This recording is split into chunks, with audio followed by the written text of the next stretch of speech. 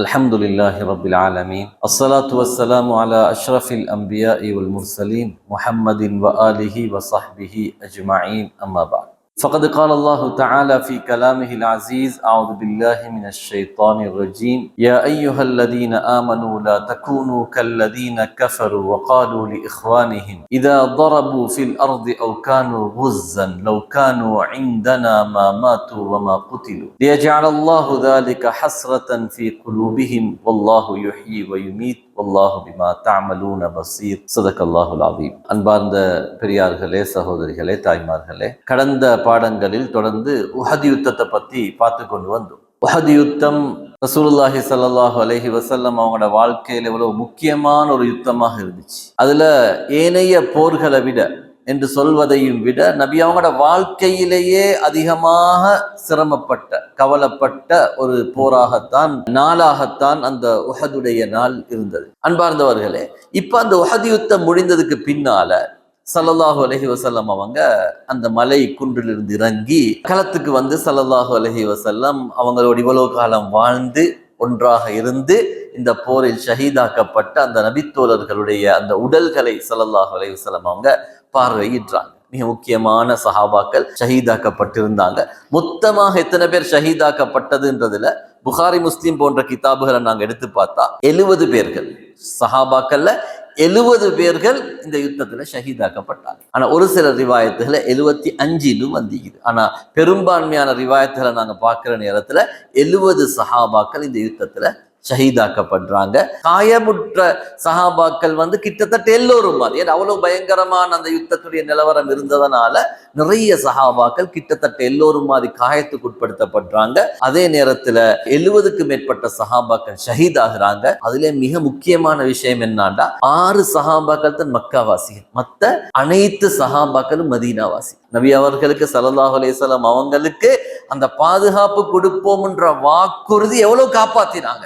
தமது உறவினர்கள்ல சுமார் 60 சொச்சம் பேர்கள், 65 கிட்டத்தட்ட அந்த நபர்களை இழந்து ஸல்லல்லாஹு அலைஹி வஸல்லம் அவர்களையும் அந்த மக்காவாசிகளையும் அந்த மதீனாவாசிகள் பாதுகாத்தார். மதீனாவாசிகள் அந்த அளவுக்கு ஸல்லல்லாஹு அலைஹி வஸல்லம் அவர்களுடனும் அந்த மக்காவாசிகளுடனும் அன்பாக அவங்களுக்கு இடம் கொடுத்து, ஆதரவு கொடுத்து, அவங்களுடைய சொத்துக்களை பிரிச்சு கொடுத்து, வசதி வாய்ப்புகளை ஏற்படுத்தி அவ்வளவு ஒரு அன்பான நிலைமையில நடந்து கொண்டாங்கன்றதுக்கு பெரிய சான்றாக இந்த உஹது யுத்தம் நீக்குது. அதே நேரத்தில் எதிரிகளுடைய தரப்பை நாங்க எடுத்து பார்த்த எதிரிகளுடைய பக்கத்துல 24 பேர்கள் கொலை செய்யப்படுறாங்க. முஸ்லீம்கள் சுமார் 700 பேர் தான் கலந்து கொண்டாங்க. 1000 பேர் இருந்ததுல தான் முனாஃபிக்களுடைய தலைவன் அப்துல்லாஹ் இப்னு உபை என்ன செஞ்சான், அவன் 300 பேர் எடுத்துக்கொண்டு போனான். அப்ப 700 சஹாபாக்கள்ல தான் 70 பேர் கொலை செய்யப்பட்டிருக்கிறார். எதிர்த்தரப்புல 3000 பேர்கள், 3000 பேர்கள்ல 24 பேர்கள் கொலை செய்யப்படுறாங்க. முஸ்லீம்கள் பத்ர்ல எத்தனை பேர்களை கொலை செஞ்சாங்களோ அந்த அளவுக்கு சஹாபாக்கள்ல கொலை செய்யப்படுறாங்க. இப்ப அடுத்ததாக நபி ஸல்லல்லாஹு அலைஹி வஸல்லம் அவங்களோட இந்த யுத்தத்துல பெண்கள் கலந்து கொண்டு இருந்தாங்க. குறிப்பிடத்தக்க பெண்கள் கொஞ்சம் பேர் கலந்து கொண்டாங்க. அவங்களோட முக்கிய பணியாக இருந்தது என்னன்னா, காயப்பட்டவங்களுக்கு தண்ணியை கொண்டு போய்த்து கொடுக்கிறது, அம்பெடுத்து கொடுக்கிறது, காயப்பட்டவங்களுக்கு முதலுதவி செய்யறது, இது மாதிரி பணிகள்ல ஸல்லல்லாஹு அலைஹி வஸல்லம் அவங்களோட பெண்களும் கலந்து கொண்டாங்க. அதுல குறிப்பாக சொல்ல போனா ஹஸரத் ஃபாத்திமா ரலியல்லாஹு அன்ஹா, நபி அவங்களுடைய மகள் ஃபாத்திமா, நபி ஸல்லல்லாஹு மனைவி ஹஸரத் ஆயிஷா ரலியல்லாஹு அன்ஹா, அதே மாதிரி நபி அவங்களுடைய வளர்ப்பு தாய் உம்மு ஐமன் ரலியல்லாஹு அன்ஹா அவங்க கலந்து கொண்டாங்க. அதே மாதிரி ஸல்லல்லாஹு அலைஹி வஸல்லம் அவங்களோட இந்த யுத்தத்துல உம்மு மில்ஹான் ரலியல்லாஹு அன்ஹா கலந்து கொண்டாங்க. நபி அவங்களுடைய மாமியிட மகளாக இருந்த ஹம்னா பின்த் ஜஹ்ஷ் ரலியல்லாஹு அன்ஹா, இது மாதிரியான பெண்களும் இந்த யுத்தத்துல கலந்து கொண்டாங்க. ஸல்லல்லாஹு அலைஹி வஸல்லம் அவங்களுக்கும் ஏனைய சஹாபாக்களுக்கும் உதவுகின்ற வேலைகள்ல ஈடுபட்டு இருந்தாங்க. நாங்க குறிப்பா ஒரு பொம்பளைய பத்தி சொன்னோம், உம்மு உமாரா ரலியல்லாஹு அன்ஹா. இவங்க நேரடியாக யுத்தத்தில் வீரதீரத்துடன் கலந்து கொண்டவங்க. உம்மு உமாரா ஸல்லல்லாஹு அலைஹி வஸல்லம் அவங்களை எப்படி ஆண்கள் பாதுகாத்தாங்களோ அதுக்கு நிகராக ஸல்லல்லாஹு ஒரு கட்டத்தை சொன்னாங்க. நாங்க கடந்த பாடத்தை சொல்லிக்கிறேன், எங்க திரும்பினாலும் நான் உம்மு உமாராவை தான் பாக்குறேன்னு சொன்னாங்க. அவ்வளவுக்கு ஸல்லல்லாஹு சூழ்ந்து நபி அவங்களுக்கு ஆபத்து வந்துடக்கூடாதுன்னு ஒரு பெண்மணி களத்தில் இருந்து யுத்தம் செய்த அந்த விஷயங்கள் நாங்க பார்த்தோம் கடந்த பாடங்கள்ல. உம்மு உமாரா ரலியல்லாஹு அன்ஹா பத்தி இது மாதிரியான ஏனைய பெண்களும் கலந்து கொண்டாங்க. இப்ப ஸல்லல்லாஹு அலைஹி வஸல்லம் அவங்க அவங்களோட காயத்தை கழுவுறதுக்காக வேண்டி ஹஜ்ரத் ஃபாத்திமா ரலியல்லாஹு அன்ஹா அவங்க அலி ரலியல்லாஹு அன்ஹு ரெண்டு பேரும் சேர்ந்து ஹஜ்ரத் ஃபாத்திமா ரலியல்லாஹு அன்ஹா தண்ணி ஊத்த ஹஜ்ரத் அலி ரலியல்லாஹு அன்ஹு நபி அவங்களுடைய காயங்களை கழுவி விட்டாங்க. யுத்தம் முடிஞ்ச பிறகு காயங்களை கழுவி விட்டாங்க. அதுக்கு பின்னாலே நபி அவங்களோட உடம்புல ரத்தம் தொடர்ந்து வந்து கொண்டே இருந்துச்சு. கழுவினதுக்கு பின்னாலேயும் ரத்தம் வந்து கொண்டே இருந்துச்சு. அப்ப ஹஜ்ரத் ஃபாத்திமா ரலியல்லாஹு அன்ஹா என்ன செஞ்சாங்கன்னா ஒரு பாய் துண்டை எரிச்சு அதுல சாம்பலை வச்சு அந்த ரத்தத்தை அடைச்சாங்க. அதோட அந்த ரத்தம் நின்றுச்சு. இப்படி ஸல்லல்லாஹு அலைஹி வஸல்லம் அவங்களுக்கு ஹஜ்ரத் ஃபாத்திமா மகள் முதலுதவி சிகிச்சை செஞ்சாங்க. ஸல்லல்லாஹு கடுமையான தாகமாக இருந்துச்சு, தண்ணி கேட்டாங்க. அப்ப தண்ணி கொடுத்தாங்க. அந்த தண்ணி அழுக்காக இருந்துச்சு. அப்ப முஹம்மது பின் மஸ்லம் ரலியல்லாஹு அன்ஹு நபி அவங்களுக்கு ஒரு நீரூற்றிலிருந்து சுத்தமான தண்ணியை கொண்டு வந்து கொடுத்தாங்க. ஸல்லல்லாஹு அலைஹி வஸல்லம் ரொம்ப சந்தோஷப்பட்டு அவங்களுக்காக வேண்டி துஆ செஞ்சாங்க. அதோட ஸல்லல்லாஹு அலைஹி வஸல்லம் களத்துல சில ஆட்களை தேடினாங்க. அதுல ஒரு ஆள் தான் ஸஅத் இப்னு ரபி ரலியல்லாஹு அன்ஹு. இவங்க ஸல்லல்லாஹு அலைஹி வஸல்லம் தேடினாங்க. கேட்டாங்க, அலா யத்தீனி அஹதுன் பிஹபரி ஸஅத் இப்னு ரபி, யாராவது எனக்கு ஸஅத் இப்னு ரபியோட செய்தியை சொல்றதுக்கு யாரும் இல்லையா? ஸஅத் இப்னு ரபிக்கு என்ன நடந்தது? அவரை நான் கடைசியாக பார்த்தது உஹதுடைய மலை அடிவாரத்துல நான் கண்டேன். வகத் ஷுரிஅத் இலைஹி ரிமாஹு, அவரை நோக்கி அம்புகள் எல்லாம் எரியப்பட்டு கொண்டிருக்கிறத தான் நான் கடைசி அவரை பார்த்தேன். அதோடு எனக்கு அவரை பார்க்க கிடைச்சல என்று சொன்னாங்க. அப்ப அன்சாரிகளை சேர்ந்த ஒரு வாலிபர் எழும்பினாரு, யார சொல்லலாம், உங்களுக்கு ஸஅத் இப்னு ரபியோட செய்தியை நான் பைத்து வாரேன்னு சொல்லி அவர் பைத்து பார்த்தாரு.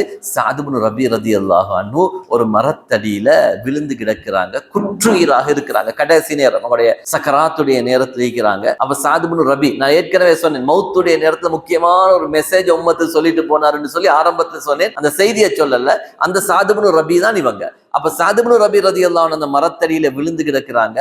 அப்ப இந்த சஹாபி போய்த்து ஸஅத் இப்னு ரபியை சந்திச்சு சொன்னாங்க, ஸல்லல்லாஹு அலைஹி வஸல்லம் உங்களை பத்தி தனியா விசாரிச்சாங்க, உங்களை பத்தி உங்களோட செய்திய கேட்டுட்டு வர சொன்னாங்க என்று சொல்லி விஷயத்த சொன்னாங்க. ஸஅத் இப்னு ரபி சொன்னாங்க, என்ற சார்பாக நபி ஸல்லல்லாஹு அலைஹி வஸல்லம் அவங்களுக்கு நீங்க சலாத்தை எத்தி வைங்க, அவரோட கடைசி நேரம் சலாத் எத்தி வைங்க. என்ற உடம்புல 12 காயங்கள் இருக்குது. அந்த காயங்கள் எப்படிப்பட்ட காயம்ண்டா, எனக்கு அடுத்தது மீள பிழைக்க முடியாத காயம். ஏன்னா என்ன படக்கூடாத இடங்கள்ல தான் காயம் பட்டிருக்கு. அதனால நான் மீண்டும் மீள மாட்டேன் என்ற கருத்துப்பட உள்ள செய்தியை ஸல்லல்லாஹு அலைஹி வஸல்லம் அவங்களுக்கு சொல்லி அனுப்பிட்டு சொன்னாங்க.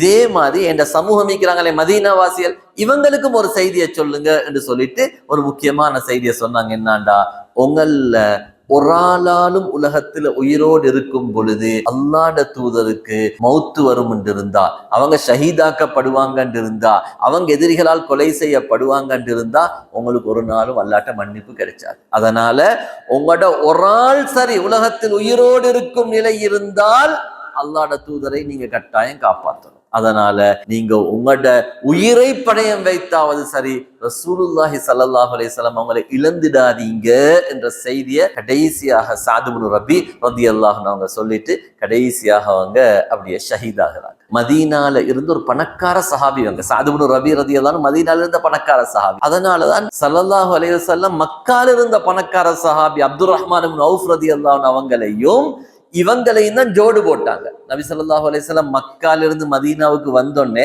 மக்காவாசியம் மதீனாவாசியம் சகோதர உறவாக்கினாங்க. அதுல இந்த ஸஅத் இப்னு ரபியோட யார சகோதரராக்கினாங்கன்னு அப்துர் ரஹ்மான் இப்னு அவுஃப் ரலியல்லாஹு அன்ஹு அவங்கள தான் சகோதரராக்கினாங்க. அப்ப அப்துர் ரஹ்மான் இப்னு அவுஃப் ரலியல்லாஹு அன்ஹு சகோதரராக்கினோடனே இவரோட பெருந்தன்மையை பாருங்க.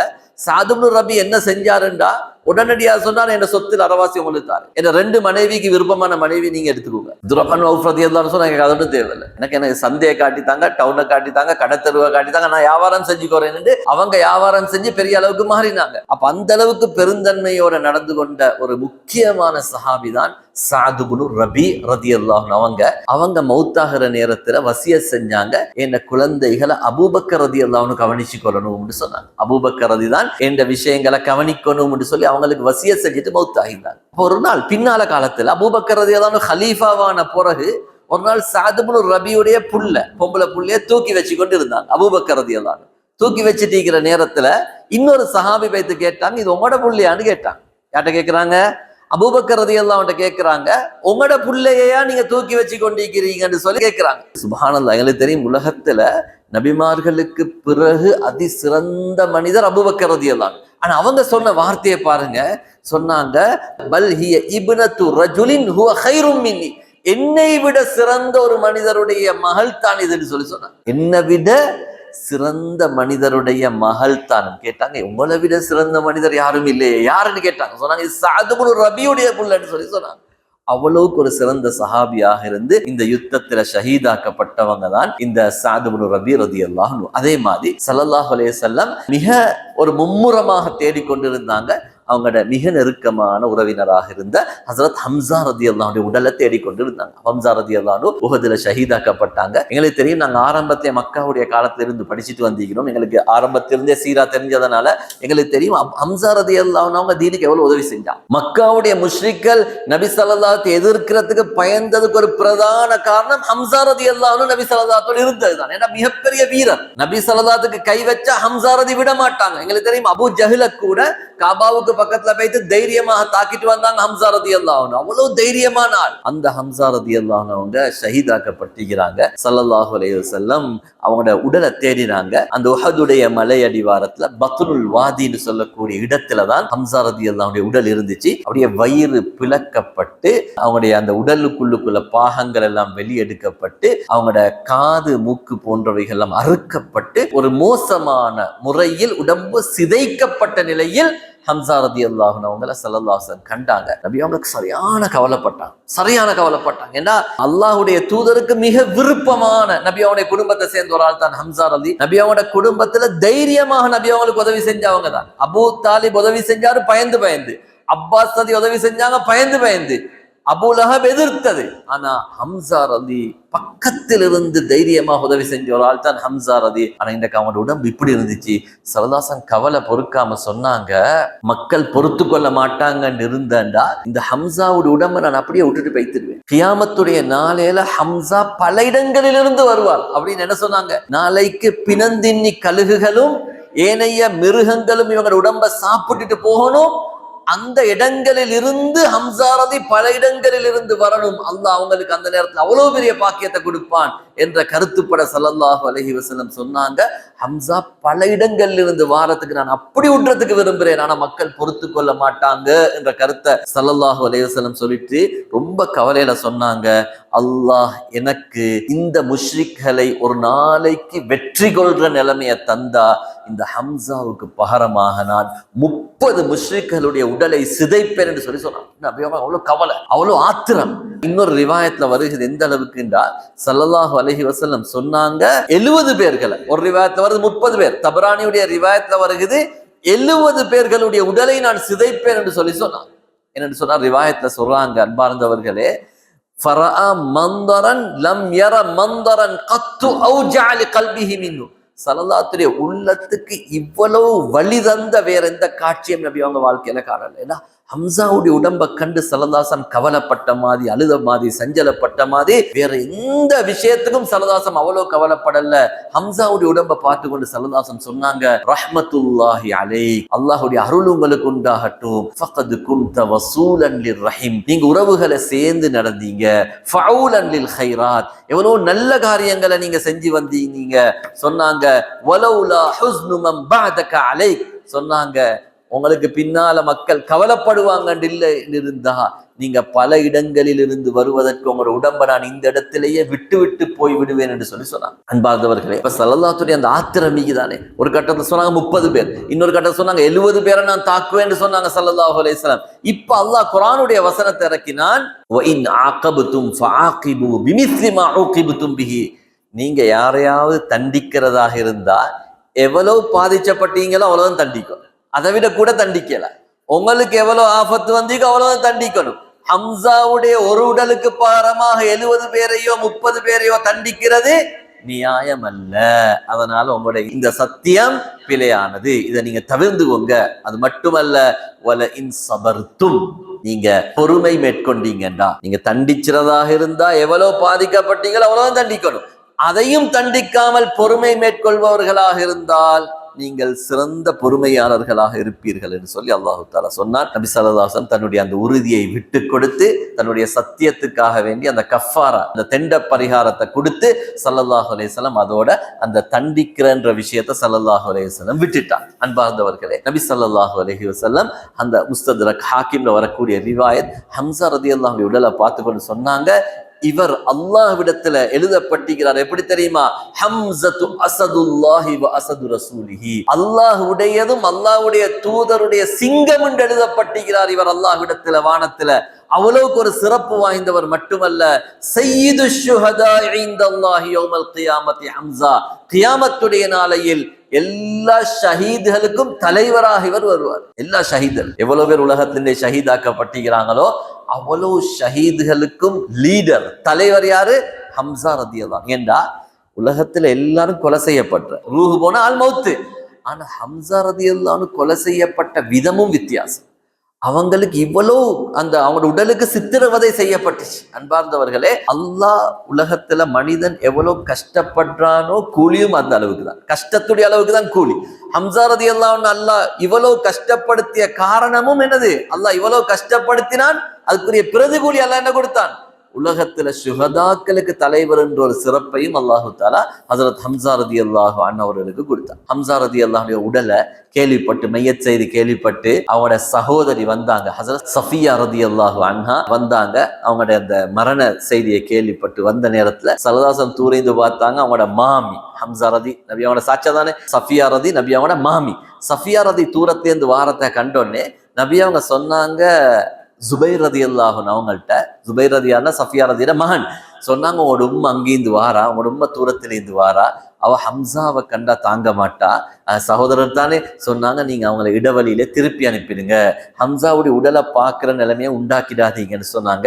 ஆனா அந்த பெண் வந்து சொன்னா, எனக்கு தெரியும் என் சகோதரருடைய உடம்பு இவ்வளவு சிதைக்கப்பட்டிருக்குது, அவர் ஷஹீதாக்கப்பட்டிருக்கிறார் என்று தெரியும், இவர் அல்லாஹ்வுக்காகத்தான் இவ்வளவு நடந்திருக்குது, அதனால அதை நாங்க பொறுத்துக் கொள்வோம், நாங்க பொறுத்துக் கொள்வோம், அல்லாஹ்ட்ட கூறிய எதிர்பார்ப்போம், இது ஒரு பெரிய விஷயம் இல்ல. தைரியமா ஹஜ்ரத் சஃபியா ரலியல்லாஹு அன்ஹா வந்து ஹம்ஸா ரலியல்லாஹு உடலை பார்த்து அவங்களுக்காக பாவ மன்னிப்பு தேடி இஸ்திக்ஃபார் செஞ்சுட்டு அந்த இடத்திலிருந்து போனாங்க. இப்படி ஸல்லல்லாஹு அலைஹி வஸல்லம் ஷஹீதான அந்த சஹாபாக்களோட உடல்களை பார்த்து கொண்டு வந்தாங்க. ரொம்ப கவலைப்பட்டாங்க. நபி அவங்க மிகவும் உடைந்து வைத்திருந்தாங்க.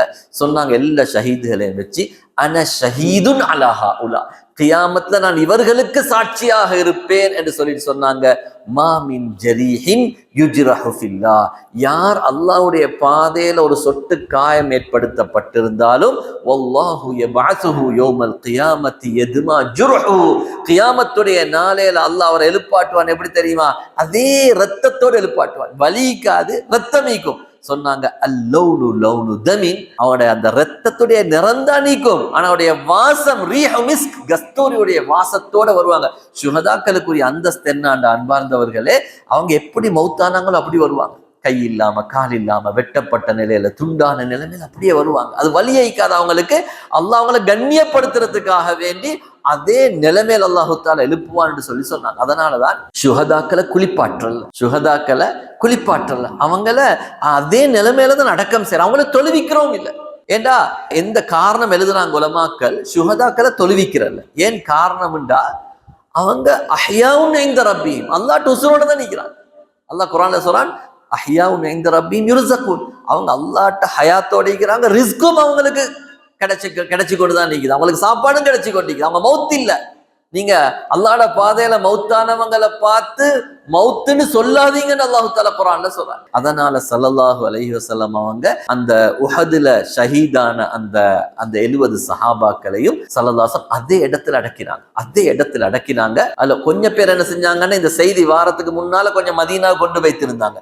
மீதி உள்ள அவ்வளோ பேருடைய உடலையும் ஸல்லல்லாஹு அலைஹி வஸல்லம் குளிப்பாட்டவும் இல்லை, தொழுவிக்கவும் இல்லை, கஃபன் செஞ்சு அப்படியே அடக்கினாங்க. சில ரிவாயத்துகள்ல தொழுவிச்சதாக வருகிறது, ஆனா அந்த ரிவாயத்தில் மிக பலகீனமான ரிவாயத். புகாரி முஸ்லிமுடைய ரிவாயத்துகள் எடுத்துக்கொண்டாலும் சரி, அதே மாதிரி இமாம் ஷாஃபி ரஹ்மஹுல்லாஹ் அவங்க சொல்றாங்க, ஏகோபித்த கருத்து, உலமாக்களுடைய முத்தவாத்திருடைய தரத்தில் இருக்கக்கூடிய கருத்து என்னாண்டா, சுஹதாக்களுக்கு தொழுவிக்கிறது, சுஹதாக்கள் தொழுவிக்கப்பட மாட்டாங்க, அப்படியே அடக்கப்படுவாங்க. அது மட்டுமல்ல, ஸல்லல்லாஹு அலைஹி வஸல்லம் அப்ப அந்த நேரத்துல பெரிய அளவுக்கு துணிகளும் இல்லை, அடக்கிறதுக்கு கஃபன் செய்யறதுக்கு துணிகளும் இல்லை. இருந்த ஆடைகளை செலவங்களை இந்த ஒரு ஆடையில 2 சஹாபாக்களை கஃபன் செஞ்சாங்க, ஒரே உடுப்புல. பாருங்க, இன்றைக்கு நாங்க உலகத்துல யோசிச்சா, இன்றைக்கு எவ்வளவு செல்வ செழிப்போட வசதியான நிலைமையில கஃபன் செஞ்சு எவ்வளவு பெரிய ஏற்பாடுகள் எல்லாம் நடக்குது. மையத்து வீடுகள்ல. ஆனா அன்பார்ந்தவர்களே, அன்றைக்கு சஹாபாக்களுக்கு கஃபன், உலகத்தின் அதிசிறந்த மனிதர் ஹம்ஸா ரலிய கஃபன் செய்யறதுக்கு துணி இல்ல. உலகத்தில் தீன முதலாவது பரப்பிய தாஇ முஸ்அப் இப்னு உமைர் ரலியல்லாஹு அன்ஹு அவங்கள கஃபன் செய்யறதுக்கு அவங்கள வருது ரிவாயத் வருது. அவங்கள புகாரிலையும் வர ரிவாயத், அவங்களுக்கு ஒரு துண்டு இருந்துச்சு. முஸ்அப் ரதி யாரு? முஸ்அப் இப்னு உமைர் ரலியல்லாஹு அன்ஹு அவங்க. அன்பார்ந்தவரை, நான் அவங்கள பத்தி நிறைய பேசிக்கிறேன். முஸ்அப் ரலியல்லாஹு அன்ஹு பத்தி வரலாற்றுல சின்ன வயசு இஸ்லாத்துக்கு வந்தவங்க. உம்மா செல்வ செழிப்பான பொம்பளை, அவ்வளவு செல்வத்தையும் தூக்கி எறிஞ்சிட்டு ஸல்லல்லாஹு அலைஹி வஸல்லம் அவங்களோட சிரமமான வாழ்க்கை வாழ்ந்து மதீனாவுக்கு முதலாவது அழைப்பாளராக பெய்த்து வாழ்க்கை பூரா கஷ்டப்பட்டு உஹதுடைய யுத்தத்தில் அப்துத்தார் சார்பாக முஸ்லிம்களுடைய தரப்பிலிருந்து கொடி பிடிச்சு ஷஹீதாக்கப்பட்ட சஹாபிதான் முஸ்அப் ரலியல்லாஹு. ஒரு கருத்து வருகிறது, ஹம்ஸா ரலிய முஸ்அப் ரலிய ஒரே கபர்ல அடக்கியதாக வருது. ஹம்ஸா ரலிய முஸ்அப் இப்னு உமைர் ரலியல்லாஹு அவங்களே ஒரே கபர்ல அடக்கினதாக ஒரு ரிவாயத் வருது. முஸ்அப் ரலியல்லாஹு அடக்குற கஃபன் செய்யறது துணிக்கல்ல. காலை மூடினா தலை திறக்குது, தலையை மூடினா கால் திறக்குது. அப்ப என்ன செஞ்சாங்கண்டா, தலையை மூடிட்டு கால் பகுதிக்கு புல் இதுகிருண்டா எங்கட ஊர்ல இருக்கிற அந்த மானா பத்த மாதிரி தோற்றத்துல உள்ள புல்லு, ஆனா வாசமான புல்லு, அந்த புல்லத்தான் காலுக்கு வச்சு மூடி கஃபன் செஞ்சு அடக்கினாங்க. இந்த அளவுக்கு கஷ்டப்படுத்தப்பட்டாங்க அந்த சஹாபாக்கள். ஆனா அல்லாஹ் அவங்களுக்கு இருந்த கூலி மிக மகத்தானது. உலகத்துல பெருசு அனுபவிக்கல, அல்லாஹ் ஆகிரத்துல அவங்களுக்கு எல்லா விதமான நிம்மதியான சந்தோஷமான வாழ்க்கையும் அல்லாஹு தஆலா கொடுத்திருக்கிறார். அதே மாதிரி இன்னொரு ரிவாயத்துல வருகிறது, ஹம்ஸா ரதியோட அடக்கப்பட்டது யாருண்டா அப்துல்லாஹ் இப்னு ஜஹ்ஷ் ரலியல்லாஹு. இந்த அப்துல்லாஹ் இப்னு ஜஹ்ஷும் தீனுக்காக ஆரம்பத்திலிருந்தே தியாகம் செஞ்ச ஒரு சஹாபி. இவங்க தீனுக்கு கடுமையாக கஷ்டப்பட்ட ஒரு சஹாபி தான் அப்துல்லாஹ் இப்னு ஜஹ்ஷ். நான் உங்களுக்கு ஒரு பாடத்துல சொன்ன ஞாபகம் ஈக்கும். நபி அவங்க பல யுத்தங்களுக்காக அனுப்புற நேரத்துல ஒரு பிரிவை அனுப்பினாங்க. நீங்க கடிதத்தை 2 நாளே போறதான் போய் பிரிச்சு பார்க்கணும். ஒரு கஷ்டமான மக்காவுக்கு அண்மித்த ஒரு பகுதிக்கு அனுப்பினாங்க. இவங்க கடைசியில வைத்து ஒரு ஆளை கொலை செஞ்சு, அம்ரு இப்னு ஹதரமிய கொலை செஞ்சு ஸல்லல்லாஹு அலைஹி வஸல்லம் கோபப்பட்டு பிறகு அல்லாஹு தஆலா அவங்களை மன்னிச்சு அந்த செய்தியெல்லாம் பார்த்தோம். இப்படி தீனுக்காக வேண்டி கஷ்டப்பட்ட ஒரு சஹாபி தான் அப்துல்லாஹ் இப்னு ஜஹ்ஷ் ரலியல்லாஹு. இவங்களோட அற்புதத்தை பாருங்க. அப்துல்லாஹ் இப்னு ஜஹ்ஷ் ரலியல்லாஹு இவங்க யுத்தத்துக்கு போறதுக்கு முன்னால் அல்லாஹ்ட்ட ஒரு துஆ செஞ்சாங்க. யா அல்லாஹ், இந்த யுத்தத்துல நான் ஒரு எதிரியை சந்திக்கணும்.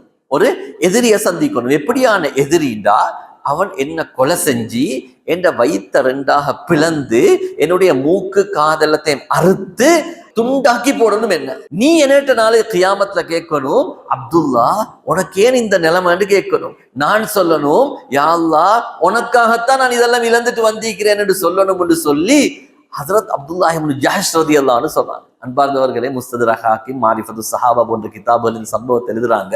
அதே மாதிரி நடந்துச்சு. அப்துல்லாஹ் இப்னு ஜஹ்ஷ் ரலியல்லாஹு எதிரி சந்திக்கிறாரு, கொலை செஞ்சு வயிறு பிளக்கப்படல, ஆனா அவனுடைய காது மூக்கு போன்றவைகள் எல்லாம் துண்டமாக. ஹம்ஸா ரலிக்கு என்ன நடந்துச்சோ அதே மாதிரியான கிட்டத்தட்ட ஒரு பயங்கரமான நிலைமை அப்துல்லாஹ் இப்னு ஜஹ்ஷ் ரலியல்லாஹு அவங்களுக்கு நடந்துச்சு. 2 பேரும் ஒரே கபர்ல அடக்கப்பட்டதாகவும் சில ரிவாயத்துல பார்க்கிறோம். சில ரிவாயத்துல ஹம்ஸா ரலி தனியாக அடக்கப்பட்டதாகவும் சில செய்திகள்ல வருகிறது. அன்பார்ந்தவர்களே, அந்த அப்துல்லாஹ் இப்னு ஜஹ்ஷ் ரலி யாருண்டா ஹம்ஸா ரலியோட சகோதரியோட மகன். அப்ப ஹம்ஸா ரலி மாமா, தாய் மாமா. ஹம்ஸா ரலியோட ஒரு சகோதரி இருந்தாங்க, உமைமான்னு சொல்லக்கூடிய பெண். சஃபியா மாதிரி. சஃபியா தானே யுத்தத்துல பார்த்துட்டு போனாங்க, களத்துல ஹம்ஸா ரலி உடலை பார்த்துட்டு போனாங்க சஃபியா. இன்னொரு சகோதரி இருந்தாங்க, ஹம்ஸா ரலியல்லாஹுடைய சகோதரி உமைமான்னு சொல்லக்கூடிய பெண். அந்த பெண்ணுடைய மகன் தான் அப்துல்லாஹ் இப்னு ஜஹ்ஷும். நான் உங்களுக்கு ஏற்கனவே சொன்ன யுத்தத்துல கலந்து கொண்ட ஹம்னா பின்து ஜஹ்ஷ். இந்த ஹம்னா யாருண்டா, நான் இப்ப கொஞ்சம் சொன்னேன், முஸ்அப் இப்னு உமைர் என்று சொல்லி ஒரு சஹாபிய, பணக்கார வீட்டுல வளர்ந்து தியாகம் செஞ்ச ஒரு சஹாபி. அவருடைய மனைவி முஸ்அப் இப்னு உமைர் ரலியல்லாஹுடைய மனைவி தான் இந்த அப்துல்லாஹ் இப்னு ஜஹ்ஷுடைய சகோதரி ஹம்னா பின்து ஜஹ்ஷ். நபி அவங்களோட மாமிட மகள் தான் ஹம்னா பின்து ஜஹ்ஷ். ஹம்னாட தாத்தா தான் ஜைனப் பின்து ஜஹ்ஷ். நபி அவங்களுக்கு பிற்காலத்துல மனைவியானவங்க. அப்ப நபி அவங்களோட மாமிட மகள் தான் ஜைனபும் ஹம்னாவும். அதுல நபி அவங்களுக்கு மனைவியாக ஆனாங்க பிற்காலத்துல ஜைனப் ரலியல்லாஹு அன்ஹா. ஹம்னா நபி அவங்களுடைய மெய்னி முறை. அப்ப இந்த அப்துல்லாஹ் இப்னு ஜஹ்ஷ் ரலியல்லாஹு அன்ஹு அவங்களும் இது மாதிரியான கஷ்டத்துக்கு உள்ளாக்கப்பட்டு அவங்களும் அடக்கம் செய்யப்பட்டார். ஹஜ்ரத் முஸ்அப் ரலியல்லாஹு அன்ஹு இவங்களோட உடலை பார்த்து கொண்டு ஸல்லல்லாஹு அலைஹி வஸல்லம் ரொம்ப கவலையாக ஒரு குர்ஆனுடைய வசனத்தை ஓதினார். மினல் முஃமினீன ரிஜாலுன் ஸதகு மா ஆஹதுல்லாஹ் அலைஹி. மூமின்கள்ல சில மக்கள் இருக்கிறாங்க, அவங்க அல்லாஹ்வோட செஞ்ச ஒப்பந்தத்தை பூர்த்தியாக நிறைவேற்றினவர். மினல் முஃமினீன ரிஜாலுன் ஸதகு மா ஆஹதுல்லாஹ் அலைஹி. சில மக்கள் இருக்கிறாங்க, அல்லாஹ்வோட செஞ்சாங்களே ஒப்பந்தம், அந்த ஒப்பந்தத்தை பூர்த்தியாக நிறைவேற்றி மரணத்தை சந்தித்த சிலர் இருக்கிறாங்க, இன்னும் சிலர் மரணத்தை எதிர்பார்த்திருக்கிறாங்க. அல்லாஹ்வோட ஒப்பந்தம் செஞ்சு அதை பூர்த்தியாக நிறைவேற்றியவராக ஸல்லல்லாஹு அலைஹி வஸல்லம் இந்த முஸ்அப் ரலியல்லாஹு அன்ஹு அவங்களை இடங்காட்டினார். வாழ்க்கையில அவ்வளவு வசதி எல்லாத்தையும் தூக்கி வீசிட்டு கடைசிக்கு கஃனுக்கு கூட நிலை இல்லாத, பூர்த்தியான வசதி இல்லாத நிலையில ஷஹீதாக்கப்பட்டு மௌத்தானவங்க தான் இவங்க. இப்படி ஸல்லல்லாஹு அலைஹி வஸல்லம் யுத்த களங்களை பார்வையிட்டாங்க, சுஹதாக்களை பார்வையிட்டாங்க. அதுக்கு பின்னால் அவங்கள நல்லடக்கம் செய்யப்பட்டுச்சு. அதுலயும் ஸல்லல்லாஹு அலைஹி வஸல்லம் கேட்பாங்க, 2 பேரை ஒரு கபர்ல, 3 பேரை ஒரு கபர்லன்னு சொல்லி அடக்கம் செய்யப்பட்டுச்சு. அதுல அவங்களோட அந்த லஹதுடைய முறை இருந்துச்சு. கபர்ல அரபு நாடுகள் இன்னமிக்கிற ஒரு முறை தான் லஹத், லாச்சி மாதிரி கபரை செய்வாங்க. இதை பார்த்தா அவங்களுக்கு விளங்கும். இப்படி லாச்சி மாதிரி உள்ளுக்கு ஆளை தள்ளிட்டு மூடி விடும். அந்த காலத்துல மணல் பகுதிகளாக இருந்ததுனால லஹத் என்றா லாச்சி, லாச்சி முறையில கபர் செய்யக்கூடிய வளமை இருந்துச்சு. ஸல்லல்லாஹு அலைஹி வஸல்லம் இப்படி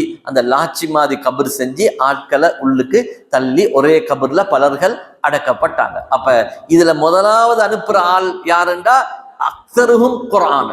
யார் குர்ஆன் விஷயத்துல கூடுதலாக அறிவுள்ளவராக ஹாஃபிதாக இருக்கிறாங்களோ அவங்கள தான் ஸல்லல்லாஹு அலைஹி வஸல்லம் உட்படுத்துவாங்க. தீனை வச்சுதான் கபருடைய விஷயத்தையும் ஸல்லல்லாஹு அலைஹி வஸல்லம் உட்படுத்துவாங்க. இப்படி ஒரே கபர்ல பலர்களும் அடக்கப்பட்டாங்க. எல்லாரையும் அடக்கின பிறகு ஸல்லல்லாஹு அலைஹி வஸல்லம் அவனோட குதிரையில ஏறினாங்க. குதிரையில ஏறினோடனே சஹாபாக்கள் எல்லாரும் ஸல்லல்லாஹு அலைஹி வஸல்லம் அவங்களை அப்படியே சூழ்ந்து கொண்டாங்க. அநேகமான சஹாபாக்கள் காயத்தோடு தான் இருந்தாங்க. கிட்டத்தட்ட எல்லா மாதிரி சஹாபாக்கள் காயத்தோடு இருந்தாங்க. அதுல பெண்களும் இருந்தாங்க. சுமார் 14 பெண்கள் இருந்தாங்க. அந்த காயப்பட்டதிலையும் குறிப்பாக மதீனாவை சேர்ந்த அப்துல் அஷ்ஹல் குடும்பம் கடுமையாக காயப்பட்டிருந்தாங்க. அந்த குடும்பத்துல சுமார் 30 பேர் காயப்பட்டிருந்தாங்க. 14 பேர் அல்லது 12 பேர் ஷஹீதாக்கப்பட்டிருந்தாங்க. அந்த குடும்பத்துடைய முக்கியஸ்தர்கள் எல்லாம் ஷஹீதாக்கப்பட்டிருந்தாங்க.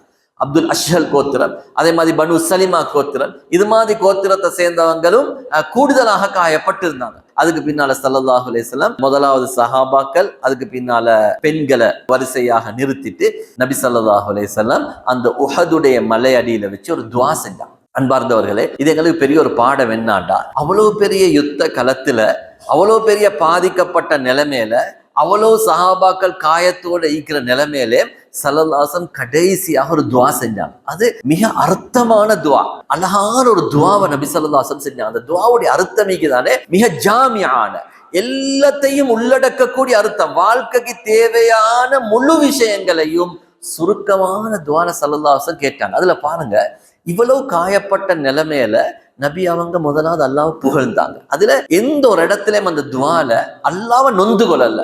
யா அல்லாஹ், நீ எங்களை கைவிட்டுட்டையே, என் இவ்வளவு விருப்பமான சஹாபாக்கள் ஷஹீதாக்கப்பட்டிருக்கிறாங்களே, என் பல்லொடைஞ்சிக்குது, என் உடம்பெல்லாம் காயம் வைக்குது. நபி ஸல்லல்லாஹு அலைஹி வஸல்லம் அப்படியான எந்த வார்த்தையும் பாவிக்கல. அந்த இடத்துல வச்சு சஹாபாக்களுக்கு மிகப்பெரிய ஈமானுடைய பாடத்தை படிச்சு கொடுத்தாங்க. என்ன பாடம்ண்டா, அல்லாஹ் நாடினதான் உலகத்தான் நடக்கும், தோல்வியோ வெற்றியோ என்ற அர்த்தம் பட நீண்ட ஒரு துஆவை சொல்லி கொடுத்தாங்க. அதுல முதலாவது துஆவை பாருங்க, அல்லாஹும்ம லக்கல் ஹம்து குல்லுஹு, யா அல்லாஹ் எல்லா புகழும் உனக்குத்தான்.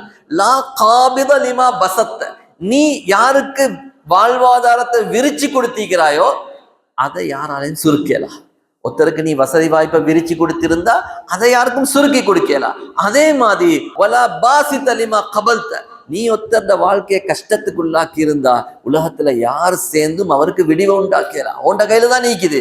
வலா ஹாதிய லிமன் அத்ரல்த வலா முதில்ல லிமன் அஹ்தைத, நீ வழிகாட்டிய ஒருவரை யாருக்கும் வழிகெடுக்க மேலா, நீ வழிகெடுத்த ஒருவரை யாருக்கும் வழிகாட்ட மேலா. வலா முஅத்திய லிமா மனஅத், நீ தடுத்த ஒருவருக்கு யாருக்கும் கொடுக்க மேலா. வலா மானிய லிமான் ஆத்தை, நீ கொடுத்த ஒருவருக்கு யாரும் தடுக்கவும் மேலா.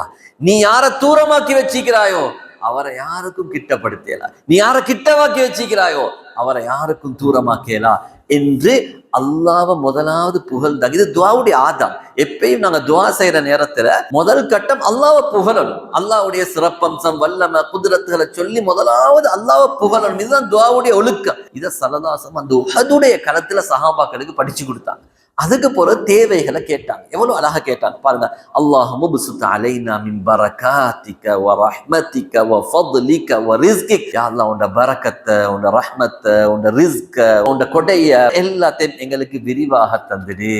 அல்லாஹும்ம இன்னா நஸ்அலுக நஈமல் முகீமல் லதி லா யஹூல் வ லா யஸூல், அதே நேரத்துல யா அல்லாஹ் நீங்காத மாறாத நிரந்தரமான நிம்மதியையும் எங்களுக்கு தந்துடு. நிரந்தர நிம்மதி ஆகிரத்தையும் தந்துடு. ஒரு மனுஷன் துஆ செய்யக்குள்ள ரெண்டே கேட்கணும், துன்யாவையும் கேட்கணும் ஆகிரத்தையும் கேட்கணும். வெறுமனே இன்னைக்கு நிறைய பேர் செய்யற துன்யாவை மட்டும் கேட்கிற, இன்னும் சில பேர் ஆகிரத்தை மட்டும் கேட்கிற, யார் எங்களுக்கு ஆகிரத்தை சிறப்பாக்குது, துன்யாவை பத்தி கேட்கறல. இன்னும் சிலர்கள் துன்யாவை பத்தி மட்டும் தான் கேட்கிற.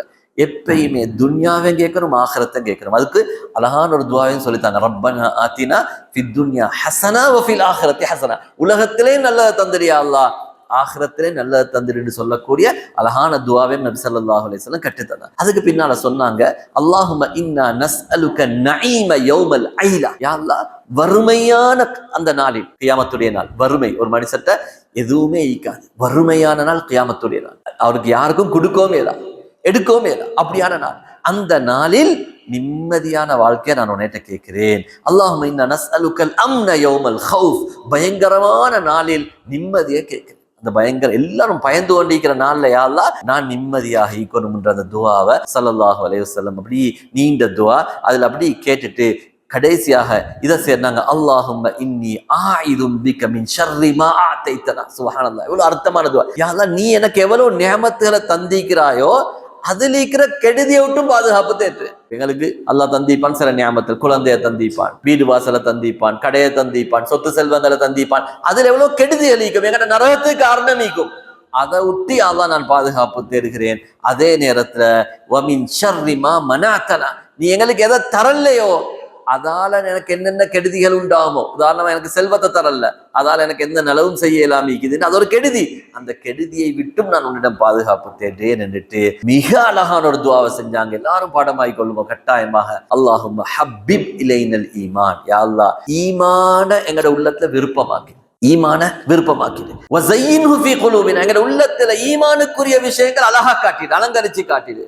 வகர்ரிஹ் இலைனல் குஃப்ர வல் ஃபுசூக வல் இஸ்யான். குஃப்ரையும் பாவத்தையும் எங்கட உள்ளத்துக்கு வெறுப்பாக்கி காட்டி, நன்மை செய்யறத விருப்பமாக்கித்தான், பாவம் செய்யறத வெறுப்பாக்கித்தான். அதோட கடைசியாக மிக முக்கியமான ஒரு துஆ கேட்டாங்க, யா அல்லாஹ் தவஃபனா முஸ்லிமீன், எங்களை முஸ்லிமா மௌத்தாக்கிடு. வ அஹ்யினா முஸ்லிமீன், முஸ்லிமா எங்களை எழுப்பாட்டிடு. வ அல்ஹிக்னா பிஸ்ஸாலிஹீன், நல்லோர்களோட எங்களை சேர்த்துடு. யா அல்லாஹ், அந்த நேரத்துல நாங்க கைர ஹஸாயா வலா மஃப்தூனீன், நஷ்டப்பட்ட கூட்டத்தில் ஆகிடக்கூடாது, கை சேதப்பட்ட கூட்டத்தில் ஆகிடக்கூடா, சோதனைக்குட்படுத்தப்பட்ட கூட்டத்தில் ஆகிடக்கூடா என்ற துஆவை கேட்டுட்டு கடைசியா தான் விஷயத்துக்கு வந்தாங்க ஸல்லல்லாஹு அலைஹி வஸல்லம்.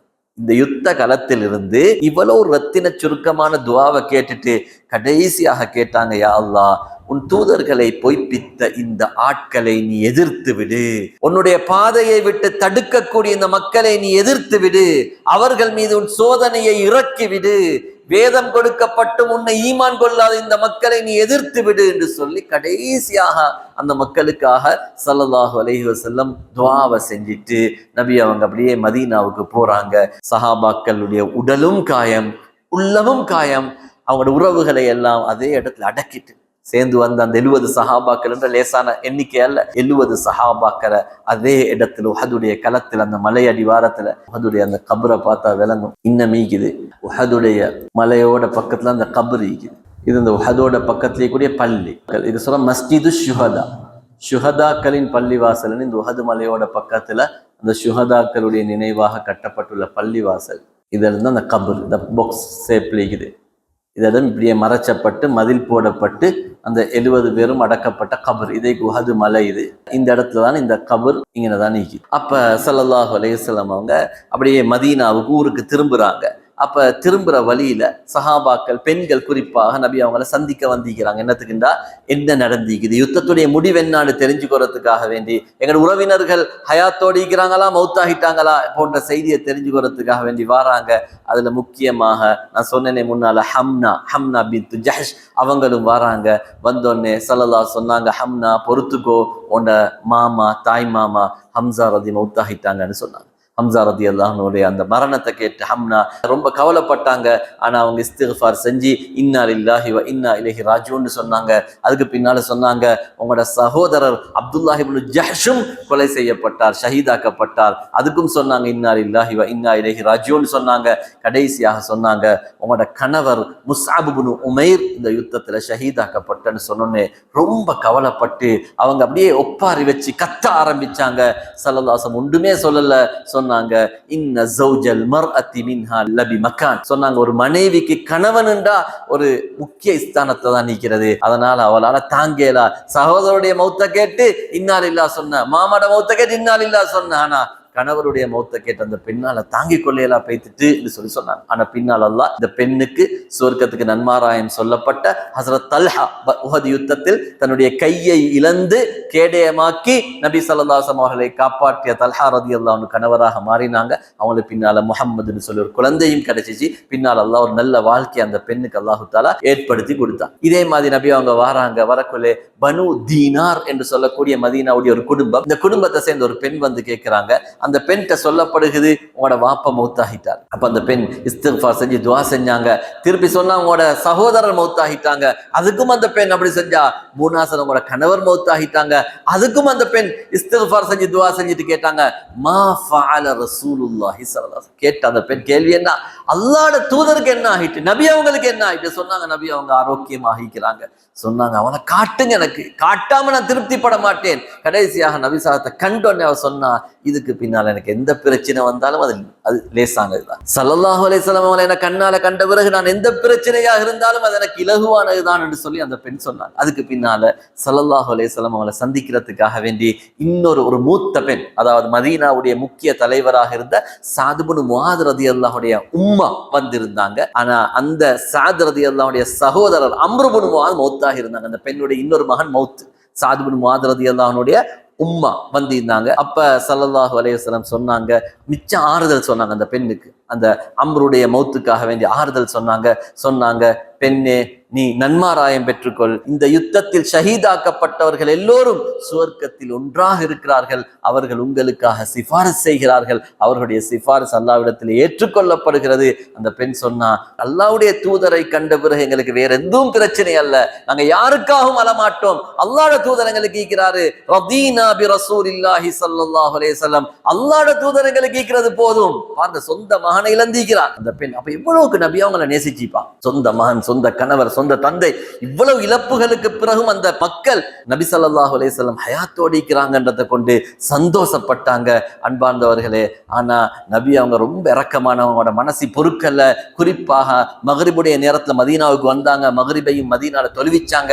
பின்னால ஸல்லல்லாஹு அலைஹி வஸல்லம் அப்துல் அஷ்ஹல் என்ற கூடுதலாக மக்கள் கொலை செய்யப்பட்ட அவங்களோட குடும்பத்தான் அப்துல் அஷ்ஹல் கோத்திரம், சுமார் 13 பேர்கள். இந்த ஸஅத் இப்னு முஆதுடைய குடும்பமும் அதுதான். 30 பேருக்கு மேல காயப்படுத்தப்பட்டிருந்தாங்க. அவங்களுக்கு ஆறுதல் சொல்றதுக்காக வேண்டி நபி அவங்க அந்த மக்கள் வாழ்ந்த பிரதேசத்தை போய் சந்திச்சாங்க. நபி அவங்க அவங்களுக்கு போய் ஆறுதல் சொன்னாங்க. எல்லாரும் அழுது கொண்டு இருந்தாங்க. அப்ப நபி அவங்க சொன்னாங்க, நீங்க எல்லாரும் அழுவுறீங்க, ஆனா ஹம்சாவுக்கு அழுகுறதுக்கு யாரும் இல்லைன்னு சொன்னாங்க. அப்ப நபி ஸல்லல்லாஹு அலைஹி வஸல்லம் சொன்ன நோக்கத்தை எழுதுறாங்க. என்னத்துக்குண்டா, ஹம்சா என்ற உறவினர் அவர் மௌத்தாகிக்கிறார், ஆனா நாங்க அவருக்கே அழல்ல, நீங்க இவ்வளவு அழ தேவல்ல, அளவானம்னு சொல்லல. ஏன்னா அவங்க பாதிக்கப்பட்டிருக்கிறாங்க, அளவானம்னு சொல்லலாம், அழுங்கன்னு சொல்லலாம். ஆனா நபி ஸல்லல்லாஹு அலைஹி வஸல்லம் ஒரு சூசகமான முறையில சொன்னாங்க, ஹம்சாவுக்கு யாரும் அழல்ல என்ற செய்தியை சொன்னாங்க. அன்பார்ந்தவர்களே, அந்த மக்கள் பாருங்க, நபி அவங்கள சந்தோஷப்படுத்துறதுக்கு எவ்வளவு கஷ்டப்பட்டாங்கண்டா, அந்த வார்த்தை அந்த மக்கள் பிழைய விளங்கி கொண்டாங்க. மாத்தமாக என்னண்டா, நபி அவங்க யோசிக்கிறாங்க போல, ஹம்சாவுக்கு அழுகுறதுக்கு ஆள் இல்ல, நாங்க எல்லாம் எங்கட மௌத்தானவங்களுக்காக அழுது கொண்டிருக்கிறோம், அப்ப ஹம்சாவுக்கும் அழனுமே என்று சொல்லி ஹஜ்ரத் ஸஅத் இப்னு முஆத் ரலியல்லாஹு என்ன செஞ்சாங்கன்னா, அவங்களோட கோத்திரத்தில் இருக்கிற ஒரு பொம்புல விடாம அவ்வளோ பொம்புலவங்களையும் கூட்டி கொண்டு வந்து நபி அவங்களோட வீட்டு முன்னுக்கு இருந்து அழ ஆரம்பிச்சாங்க. ஸல்லல்லாஹு அதுக்கு முன்னுக்கு வீட்டுக்கு வந்து தூங்கிட்டாங்க. மக்ரிபுக்கு பின்னால ரொம்ப டயர்ட், சரியான களைப்பு, ஸல்லல்லாஹு தூங்கிட்டாங்க. ஸல்லல்லாஹு எந்த அளவு தூங்கினாங்கண்டா, இஷாவுடைய நேரமும் தாண்டி நடுநிசியும் தாண்டிட்டு எழும்பல்ல. பிலால் ரலியல்லாஹு அதான் சொன்னாங்க, இஷாவுக்கு ஸல்லல்லாஹு எழும்பல்ல. அப்ப நடுநிசியும் தாண்டிட்டு இப்ப பிலால் ரலியல்லாஹு சொன்னாங்க, அஸ்ஸலாத்த யா ரசூலல்லாஹ், அல்லாஹ்வுடைய தூதரே தொழணும் என்ற செய்தியை சொன்னாங்க. அதுக்கு பின்னால நபி அவங்க திடீர்னு திடுக்கிட்டு எழும்பினாங்க. எடுக்குது டக்குன்னு நபி அவங்க தொலை போனாங்க. கேட்டாங்க, என்ன மக்கள் எல்லாம் வெளியிலேருந்து அழுதுட்டிக்கிறாங்க. சொன்னாங்க, ஹம்சா ரலிக்கு எல்லாரும் அழுகுறாங்கன்னு சொன்னாங்க. ஸல்லல்லாஹு சொன்னாங்க, அல்லாஹ் உங்களை பொருந்தி கொள்ளட்டும், மௌத்தான உங்களோட குழந்தைகளையும் அல்லாஹு தஆலா பொருந்தி கொள்ளட்டும், நீங்க எல்லாம் உங்களோட கணவர்மாரோட திரும்பி பைத்திடுங்க, அழ வேண்டிய அவசியம் இல்லைன்ற செய்தியை ஸல்லல்லாஹு அலைஹி வஸல்லம் அவங்க சொன்னாங்க. அதுக்கு பின்னால அடுத்த நாள் நபி ஸல்லல்லாஹு அலைஹி வஸல்லம் அளவானம்ன்றதை கடுமையாக தடுத்தாங்க. அன்றைக்கு விட்டாங்க, ஏன்னா அன்றைக்கு அந்த சூழல் அப்படித்தான் இருந்துச்சு. பாருங்க, நபி அவங்க மிச்சம் அன்பாக இரக்கமாக நடந்து கொண்டாங்க, சூழலுக்கு ஏற்ற மாதிரி. ஏன்னா அந்த நேரத்துல அளவானம்டா கேட்க மாட்டாங்க, ஏன்னா அவ்வளவு இழப்ப சந்திச்சிருந்தாங்க. ஸல்லல்லாஹு அடுத்த நாள் சொன்னாங்க, நீங்க யாரும் மௌத்தானவர்களுக்காக வேண்டி ஒப்பாரி வைத்து அளவானம் என்ற செய்தியை ஸல்லல்லாஹு அலைஹி வஸல்லம் கடினமாக சொன்னாங்க. இதுதான் அந்த உஹதுடைய களத்துக்கு பின்னால நடந்தது. இதுல முக்கியமான சில பாடங்கள், இந்த உஹது யுத்தத்துல நாங்க எடுக்க வேண்டிய முக்கியமான ஒரு பாடம் என்னன்னா, ஏன் அல்லாஹ் இந்த உஹது யுத்தத்துல தோல்வியை கொடுத்தான்? இதுக்கு உலமாக்கள் பல காரணங்கள் எழுதுறாங்க. உஹது யுத்தத்துடைய தோல்வி ஸல்லல்லாஹு அலைஹி வஸல்லம் அவங்களுக்கும் மதீனாவுக்கும் மிகப்பெரிய ஒரு தேவையாக அந்த நேரத்தில் இருந்துச்சு. என்ன தேவைண்டா, நபி அவங்களோட முனாஃபிக்கள் இருந்தான். நபி அவங்களோட தான் நிற்பான் முனாஃபிக். அப்ப முனாஃபிக் யார், மூமின் யாருன்னு கண்டுபிடிக்கல. ஏன்னா ஒரே குடும்பம். நான முனாஃபிக் ஐப்பாரு, தம்பி மூமின் ஐப்பாரு, தம்பி முனாஃபிக் ஐப்பாரு, நான மூமின் ஐப்பாரு. அப்ப கண்டுபிடிக்கலாம். மக்கா மாதிரி அல்ல. மக்கால தெளிவாக தீனை எதிர்த்தவர்களும் தீனை விரும்பியவர்களும். ஆனா மதீனா அப்படி அல்ல, முனாஃபிக்கள் சேர்ந்து வாழ்ந்திருந்தாங்க. ஆனா அல்லாஹ் இந்த உஹது யுத்தத்தின் மூலமாக 300 முனாஃபிக்கள் இனங்காணப்பட்டாங்க. ஏண்டா யுத்தத்துக்கு வந்த நேரத்துல எங்களுக்கு தெரியும், மஷூரா எடுத்த நேரத்துல மதீனாவுக்கு வெளியில போய் நபி அவங்க யுத்தம் செஞ்சத்தை கண்டிச்சு அதுல அதிருப்தி கண்டு முனாஃபிக்களுடைய தலைவராக இருந்த அப்துல்லாஹ் இப்னு உபை அவன் 300 பேர்களை எடுத்துக்கொண்டு கலண்டான். இதன் மூலம் முனாஃபிக்கள் இனம் காணப்பட்டாங்க. தெளிவாக யார் முனாஃபிக்ன்றது விளங்கிச்சு. எந்த அளவுக்கு எழுதுறாங்க, அப்துல்லாஹ் இப்னு உபை முனாஃபிக் தலைவர். இவன் ஹஸ்ரஜ் கோத்திரத்துடைய ஒரு முக்கியஸ்தர். நான் ஏற்கனவே பல தடவை சொல்லிக்கிறேன். அவுஸ் ஹஸ்ரஜ் தானே மதீனால இருந்த 2 கோத்திரம். இது ஹஸ்ரஜுடைய ஒரு முக்கியமான ஆள் தான் இந்த அப்துல்லாஹ் இப்னு உபை. இந்த அப்துல்லாஹ் இப்னு உபை அவனை ஒரு கௌரவப்படுத்துறதுக்காக வேண்டி அவனுக்கு ஒரு அந்தஸ்த மக்கள் கொடுத்து வச்சிருந்தாங்க. என்னன்னா, நபி அவங்க மிம்பருக்கு ஏறதுக்கு முன்னால் அப்துல்லாஹ் இப்னு உபை சபையில் எழும்புவார். பள்ளிகள் இந்த மஹ்ஷர் ஓதுற மாதிரி, ஃபத்வா ஓதுறதுக்கு முன்னால முஅத்தின் அந்த மஹ்ஷர் ஓதுற மாதிரி இந்த அப்துல்லாஹ் இப்னு உபை என்ன செய்வான், எழும்புவான். எழும்பி மக்களை பார்த்து சொல்லுவான், மக்களே, ஹாதா ரசூலுல்லாஹி ஸல்லல்லாஹு அலைஹி வஸல்லம் பைன அல்ஹுரிக்கும், அல்லாஹ்வுடைய தூதர் இதோ இருக்கிறார். அக்ரமக்குமுல்லாஹு தஆலா பிஹி வ அஸ்ஸக்கும், அல்லாஹ் உங்களுக்கு இவரை கொண்டு கண்ணியத்தை தந்திக்கிறான், அந்தஸ்தை தந்திக்கிறான். இவருக்கு உதவி செய்யுங்க, இவருடைய பேச்சை கேட்டு வழிபடுங்க. இவர் ஒரு பெரிய ஏலான் ஒன்று செஞ்ச பிறகுதான் ஸல்லல்லாஹு அலைஹி வஸல்லம் ஹுத்பா அந்த மிம்பருக்கு ஏறி உபதேசம் செய்வாங்க. அப்ப இந்த உஹது யுத்தத்துக்கு பின்னாலும் இவன் இப்படி சொல்றதுக்கு எழும்பின நேரத்துல சஹாபாக்கள் இவன் உடுப்பை பிடிச்சி இழுத்தான். சொன்னாங்க, அல்லாஹ்வுடைய விரோதியே, இதை சொல்றதுக்கு உனக்கு இப்ப தகுதி இல்லை. ஏன், உஹது யுத்தத்தில் இவ்வளவு தேவை இருக்கக்கூடிய சந்தர்ப்பத்துல நீ என்ன செஞ்சாய், கையுட்டுட்டு போனாய். 300 பேரை கூட்டிட்டு போனாய். படையில 300 பேருன்றது ஒரு லேசான இலக்கம் அல்ல, 3 1000 பேர்களை கொண்ட படையில 300ன்றது கிட்டத்தட்ட 3 இவ்வளவு பெரிய படையை எடுத்துக்கொண்டு நீ போனாய். அதனால உனக்கு இதை சொல்றதுக்குரிய தகுதி இல்லைன்னு சொன்னான். அவன் கடும் கோபப்பட்டு மக்கள்கிட்ட பிடரிய தாண்டி கோபமா வெளியில வைத்து, நான் என்ன மோசமானதையா சொன்னேன், என்ன இப்படி நடந்து கொள்றாங்கன்னு சொல்லி கடும் கோபத்தோட போனான். அப்ப சிலவங்க வந்து சொன்னாங்க, நீ அல்லாஹ்வுடைய தூதர்கிட்ட போய் மன்னிப்பு கேளு, நீ உஹதுல செஞ்ச அந்த மோச காரியத்துக்கு மன்னிப்பு கேளு, அல்லாஹ்வுடைய தூதர் மன்னிப்பார். சொன்ன அல்லாஹ்வுடைய தூதர் எந்த மன்னிப்பும் எனக்கு தேவையில்ல என்று சொல்லி கடும் கோபத்தோட அவன் வெளியேறி சென்றான். இப்ப அவன் என்ன செய்ய ஆரம்பிச்சான், தீன பகிரங்கமாக எதிர்க்க ஆரம்பிச்சான். ஏன்னா அவன் நிஃபாக் தனம் அம்பலமாகிட்டு. இந்த உஹது யுத்தத்துல காயப்பட்ட ஒரு முக்கியமான ஆள் அவன் சொந்த மகன் அப்துல்லா. அவட பேரும் அப்துல்லா, வாப்பட பேரும் அப்துல்லா, மகன் பேரும் அப்துல்லா. அப்துல்லா இப்னு உபையுடைய மகன் அப்துல்லா. அவர் ஒரு சஹாபி, தீனை நேசிச்ச ஒரு சஹாபி. மகன், வாப்பா முனாஃபிக் தலைவர். அப்ப அவர் காயத்தோடிக்கக்குள்ளே வாப்பா சொன்னாரு, இதைத்தான் நான் சொன்னேன், எங்கட மாதிரி மூத்த ஆட்கள பேச்ச கேட்காம இளைய சின்ன பொடியமாட பேச்ச கேட்டதாலதான் இவ்வளவு பெரிய விளைவு உங்களுக்கு வந்துச்சு, உங்களோட நபிக்கு வந்துச்சு என்று சொன்ன நேரத்துல மகன் சொன்னாரு, அல்லாஹ் அவனுடைய தூதருக்கும் அவனுடைய தூதருடைய தோழர்களுக்கும் எது பொருத்தமோ சிறந்ததாகத்தான் அல்லாஹ் கொடுப்பான். எனவே இந்த தோல்வி என்பது எங்களுக்கு தோல்வி அல்ல, அல்லாஹ் எங்களுக்கு தெரிவு செய்தது. எனவே அது சிறந்ததாகத்தான் நீக்கும் என்ற செய்தியை அவங்க சொன்னாங்க. அதனால முக்கியமான விஷயம், உஹது யுத்தத்துல, பத்ர் யுத்தத்துல எதிரிகள் அழிக்கப்பட்டாங்க, உஹது யுத்தத்தில் முனாஃபிக்கள் இனங்காணப்பட்டாங்க. இது மிகப்பெரிய உஹது யுத்தத்துடைய ஒரு வெற்றியாக இருந்துச்சு. பின்னால முஸ்லீம்களை கேலி செய்ய ஆரம்பிச்சாங்க. என்ன தெரியுமா, லௌகான லனா மினல் அம்ரி ஷைஉன் மா குதில்னா ஹாஹுனா. சொன்னாங்க, எங்கட பேச்ச கேட்டிருந்தா உங்களுக்கு மௌத்து நடந்திக்காது, நீங்க எங்கட பேச்ச கேட்டிருந்தா நீங்க மௌத்து ஆகிக்க மாட்டீங்க, மதீனாக்குள்ளுக்கு இருந்து இவ்வளவு பெரிய சேதம் வந்திக்காது. அல்லாஹு தாலா இவங்களுடைய இந்த வாதத்துக்கு எதிர்த்து குர்ஆனுடைய வசனத்தை இறக்கினான். லவ் குன்தும் ஃபீ புயூதிக்கும், நீங்க ஊட்டுள்ளுக்கு இருந்தாலும், லபரஸல்லதீன குதிப அலைஹிமுல் கத்லு இலா மதாஜிஹிம், அல்லாஹ் ஒரு மனிதனுக்கு மௌத்தாகணும்ன்றத விதிச்சிட்டான்னா நீங்க அந்த இடத்துல போய்த்து தான் இருப்பீங்க. நீங்க ஊட்டுள்ளுக்கு இருந்தாலும் ஏதோ ஒரு நிலைமை அல்லாஹ் இந்த இடத்துல தான் மௌத்து வரணும்னு உங்களுக்கு நிலைமை அல்லாஹ் எழுதியிருந்தா அங்க நீங்க போய்த்து தான் ஆகிப்பீங்க. அதனால சில சஹாபாக்களுடைய மஷூரா படிதான் போனேன்னு சொல்லி அந்த இடத்துல மௌத்து வந்தன்றதல்ல, அல்லாஹ்வுடைய முடிவு இருந்துட்டு இந்த சஹாபாக்களுக்கு உஹதுல மௌத்து வரணும், அவங்க ஷஹீதாக்கப்படணும், அவங்க அடக்கப்படணும், இவ்வளவுதான். எனவே இதை வச்சு நீங்க இப்படி சொல்ல வானாம், அல்லாஹ் உங்களோட உள்ளத்தை சோதிப்பதற்கு தான் அல்லாஹ் இப்படியான நிலைமையை உண்டாக்கினான் என்ற செய்தி அல்லாஹு தாலா குர்ஆன்ல சொல்லிட்டு அல்லாஹ் அடுத்த வசனத்துல முக்கியமான ஒரு செய்தியை சொல்றான். சில உண்மையான சஹாபாக்கள் அன்றைய கல நிலவரத்துல பயந்தோடி மதீனாவுக்கே வந்துட்டாங்க. சில சஹாபாக்கள் அந்த யுத்தத்துடைய பயத்துல மதீனாவுக்கே ஓடி வந்துட்டாங்க. அல்லாஹு தாலா அடுத்த வசனத்தில் அவங்களுக்கு இன்னல்லதீன தவல்லோ மின்கும் யௌமல் தகல் ஜமான், இரண்டு படைகளும் சந்தித்த நாளில் யாரெல்லாம் ஓடி வந்தார்களோ அவர்களை ஷைத்தான் வழிகெடுத்தி ஓடச் செய்தான். அது மட்டுமல்ல, வலகது அஃபல்லாஹு அன்ஹு, அல்லாஹ் அவர்களை மன்னித்து விட்டான். ஏன்னா அவனோட உள்ளம் சுத்தம், பயந்தோடி வந்துட்டாங்க. முனாஃபிக்கள் அப்படி அல்ல, அவங்க பயந்தோடி வரல, அவனோட உள்ளமே அழுக்கு. அதனால அல்லாஹ் மூமின்களை மன்னித்து விட்டான். இந்த யுத்தத்துல யாரெல்லாம் தெரியாதனமா பயந்து ஓடினாங்களோ அவங்களை அல்லாஹ் மன்னிச்சிட்டான் என்ற செய்தி அல்லாஹு தஆலா சொன்னார். அடுத்த இந்த யுத்தத்தில் எடுக்க வேண்டிய இன்னொரு முக்கியமான பாடம் என்னன்னா, சஹாபாக்கள் நபி ஸல்லல்லாஹு அலைஹி வஸல்லம் எவ்வளவு நேசிச்சாங்க என்பதை நிரூபிப்பதற்கான ஒரு சந்தர்ப்பம். ஏனென்றால் நாங்க பார்த்தோம், சூழ்ந்து சஹாபாக்கள் கேடயமாக இருந்து நபி அவங்கள பாதுகாத்தாங்க. காப் ரலியல்லாஹு அன்ஹு நபி அவங்களோட கவசத்தை எடுத்து மாத்தி கொண்டாங்க. மௌத்தானா நான் மௌத்தாகட்டும். தல்ஹா ரலி கையை கொடுத்தாங்க, அபூ தல்ஹா முதுக கொடுத்தாங்க, அபூ உபைதா அவங்களுடைய பல்ல கொடுத்தாங்க. ஒவ்வொரு சஹாபாக்களும் என்னென்ன சிரமங்களை செய்யலுமோ அவ்வளவு சிரமங்களை செய்து ஸல்லல்லாஹு அலைஹி வஸல்லம் அவங்கள பாதுகாத்தாங்க. அடுத்த முக்கியமான பாடம் என்னாண்டா, இந்த யுத்தத்துடைய தோல்வியின் பிரதான காரணம் ஒரே ஒரு கட்டளைக்கு மாற்றம் செஞ்சு. என்ன கட்டளை? அந்த குன்றுல நிப்பாட்டி வச்சிருந்த எந்த கட்டம் வந்தாலும் இறங்கவானம் என்று சொன்ன அந்த விஷயத்தை பிழையாக விளங்கி இறங்கினதுதான் ஒரே ஒரு கட்டளை தோல்விக்கு காரணமா. அன்பார்ந்தவர்களே, அல்லாஹுடைய நபிக்கு எவ்வளவு வழிபடணும், அல்லாஹுடைய நபியுடைய கட்டளையில் எங்கட சொந்த மூலையை போடக்கூடாது, அதை மீறதால் ஏற்படக்கூடிய விளைவு இந்த யுத்தத்தின் மூலமாக உணர்த்தப்பட்டுச்சு. அடுத்த முக்கியமான விஷயம் என்னன்னா, கனிமத் பொருளை எடுக்கிறதுக்கு போனதுல பிரச்சனை தான். உலக ஆசையின் காரணமாக ஒரு மனிதன் எவ்வளவு பெரிய பாக்கியத்தை இழக்குகிறான் பாருங்க. வெற்றியின் விளிம்புக்கு தோத்தாங்க, வெற்றியில விளிம்புக்கு தோத்தாங்க. ஏன்?